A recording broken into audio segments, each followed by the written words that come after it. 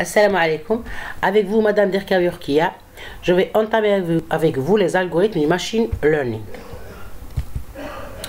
Donc, il existe une large variété d'algorithmes du machine learning. Certains sont plus couramment utilisés que d'autres, comme l'apprentissage supervisé et l'apprentissage non supervisé.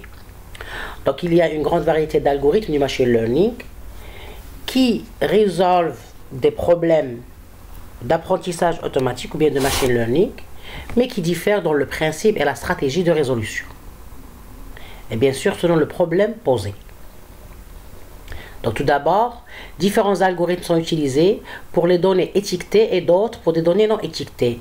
Donc il y a la notion d'étiquetage qui affecte le principe des algorithmes. Donc je vais je vais lancer une vidéo par la suite sur la notion d'étiquetage ou bien le data labeling en machine learning pour mieux comprendre cette notion importante.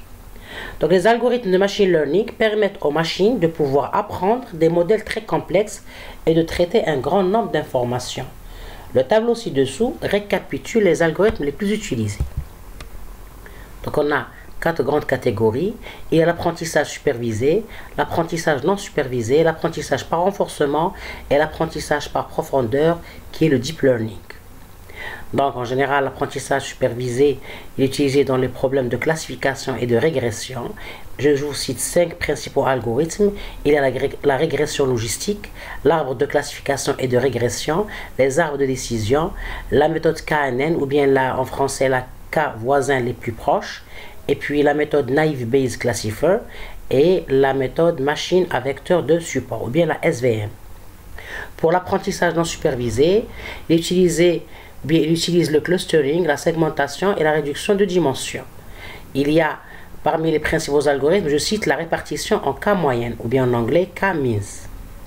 Pour l'apprentissage par renforcement, il y a le processus de décision, c'est-à-dire dans le processus de décision et les systèmes de recommandation. Je cite 3 principaux algorithmes, la méthode K-means ou bien K-moyenne, la méthode Q-learning, l'algorithme basé sur un modèle ou bien modèle based. Et il y a l'apprentissage par profondeur ou deep learning qui simule le comportement des réseaux de neurones humains. Donc nous avons 3 grands types de réseaux de neurones. Il y a les réseaux convolutifs avec les applications dans la reconnaissance faciale et la classification d'images. Il y a les réseaux récurrents avec des applications dans l'analyse du texte et de la voix. Et il y a les auto-encodeurs avec des applications à la détection d'anomalies et à la réduction de dimensions. Très bien. Ici, pour l'apprentissage supervisé et l'apprentissage non supervisé, il y a une troisième catégorie qui est l'apprentissage semi-supervisé qui combine entre les deux stratégies. Ici, je vous donne les algorithmes d'une façon, c'est-à-dire je vous cite les noms des algorithmes et on va voir par la suite quelques algorithmes sur des exemples concrets et on va les implémenter avec le langage Python. Très bien. Ici, une autre illustration qui montre premièrement le domaine global, c'est l'intelligence artificielle, et puis qui est réalisée grâce au machine learning, avec les différentes catégories bien sûr, le supervised learning, unsupervised learning, reinforcement learning et deep learning. Bien sûr, ce machine learning touche les domaines du raisonnement, du langage naturel et de la planification. Donc ça c'est une récap de ce que je viens de dire. Donc on a les 5 catégories: l'apprentissage supervisé, l'apprentissage non supervisé, l'apprentissage semi-supervisé, l'apprentissage par renforcement et l'apprentissage en profondeur. Donc on a vu la notion d'étiquetage de données ou bien en anglais le data labeling qui est une notion très importante dans le principe des algorithmes du machine learning. Donc le machine learning permet aux ordinateurs d'apprendre de manière autonome en s'entraînant à partir de données. Ça c'est le principe du machine learning. Toutefois, pour que l'apprentissage automatique puisse commencer, l'humain doit intervenir. Donc avant de nourrir le modèle de l'algorithme de machine learning avec des données, il est indispensable de les préparer ou bien de les pré-traiter. Donc, malgré que c'est la machine qui apprend d'une façon autonome, mais c'est toujours l'être humain qui simule cet apprentissage. Bien sûr, en nourrissant la machine avec des données pré-préparées ou bien traitées. Des données nettoyées, si je puis dire. Donc vous voyez que toujours, c'est-à-dire l'être humain reste toujours, lui, le meneur. malgré que la machine, elle envahit notre vie dans tous les domaines, du jour le jour, d'une façon vraiment très extraordinaire, mais ça n'empêche que l'être humain est toujours le meneur et c'est lui qui contrôle la machine, c'est lui qui supervise la machine. Bien, ça c'est une remarque que je donne entre parenthèses. Bien, et vous pouvez toujours, c'est-à-dire discuter sur cette idée dans vos commentaires pour voir, dans quel que soit l'avancement technologique, quelle que soit la force de la machine sur le plan soft et hard, l'être humain est toujours le meneur, et c'est-à-dire le meneur vis-à-vis de la machine, et c'est lui le, comment dirais-je, la décision, elle reste toujours un être humain. Donc صاحب القرار في النهاية هو الإنسان مهما كانت قوة الآلة. Bien. Donc, le data labeling ou l'étiquetage des données est une étape indispensable du machine learning. Pour entraîner l'algorithme du machine learning à partir des données, il est impératif d'étiqueter ces données au préalable. Donc, je vais vous lancer, c'est-à-dire vous écrire le lien de la vidéo sur la notion d'étiquetage en détail dans la description, parce que c'est important de comprendre cette notion pour mieux comprendre le principe des algorithmes qui vont suivre. Donc, je vais vous donner c'est-à-dire un aperçu global sur les différents algorithmes et on va les pratiquer par la suite dans des exemples concrets. Donc premièrement, l'apprentissage supervisé. Donc les deux méthodes du machine learning les plus couramment utilisées sont l'apprentissage supervisé et l'apprentissage non supervisé. C'est-à-dire ils ont donné des exemples performants. Il y a les algorithmes d'apprentissage supervisé qui sont entraînés à l'aide d'exemples étiquetés. Donc l'algorithme reçoit un ensemble d'inputs, c'est-à-dire des données d'entrée, ainsi que les outputs corrects, des données de sortie,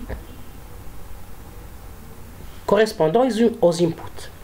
Et il apprend, l'algorithme, il va apprendre en comparant les outputs corrects avec les nouveaux résultats corrects attendus pour détecter les erreurs, bien sûr pour les corriger, dans le but d'avoir des résultats ou bien des réponses correctes. Donc il va modifier ensuite son modèle d'apprentissage. Donc les méthodes comme la classification, la régression et la prédiction permettent à l'apprentissage supervisé d'utiliser des patterns pour prédire la valeur d'une étiquette. Donc la méthode de l'apprentissage supervisé est couramment utilisée dans les applications où les données historiques permettent de prédire les événements futurs. Ça c'est le domaine d'application d'un tel algorithme.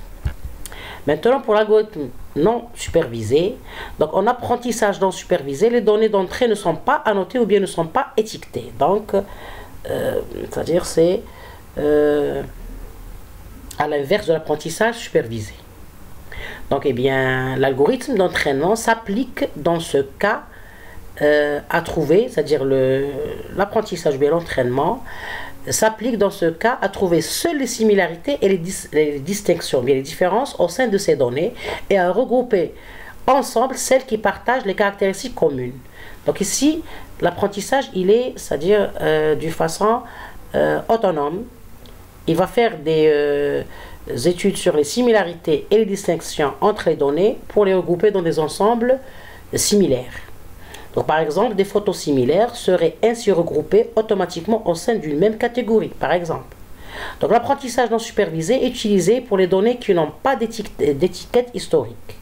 Le système ne connaît pas la réponse correcte et l'algorithme doit comprendre par lui-même ce qui lui est présenté. Donc, l'objectif est d'explorer les données et de trouver une structure de ces données elles-mêmes. À partir de ces données elles-mêmes, il va essayer de trouver des réponses correctes. Donc ces algorithmes sont utilisés pour, par exemple, pour segmenter les textes, pour recommander des produits et pour identifier des sources de données. Bien. Il y a l'apprentissage, c'est-à-dire la différence entre les deux apprentissages supervisés et non supervisés. Donc les deux méthodes de machine learning les plus couramment utilisées sont l'apprentissage supervisé et l'apprentissage non supervisé, comme on vient de le dire. Mais une première grande distinction à faire en machine learning est la différence entre l'apprentissage supervisé et l'apprentissage non supervisé. Donc une première différence est que les algorithmes d'apprentissage supervisé sont entraînés à l'aide d'exemples ou bien de données étiquetées, alors que l'apprentissage non supervisé fonctionne avec des données non étiquetées. Bien. Donc, après avoir vu les deux principes de l'apprentissage supervisé et non supervisé, donc on a vu que la première différence entre les deux, c'est l'étiquetage. Il vient l'apprentissage semi-supervisé, qu'est-ce qu'il fait? Il combine entre les deux stratégies. Donc l'apprentissage semi-supervisé est utilisé pour les mêmes applications que l'apprentissage supervisé, mais il va utiliser à la fois les données étiquetées et non étiquetées pour s'entraîner ou bien pour apprendre. En général, bien en règle générale, une petite quantité de données étiquetées est utilisée avec une grande quantité de données non étiquetées. Pourquoi? Parce que les données non étiquetées sont moins chères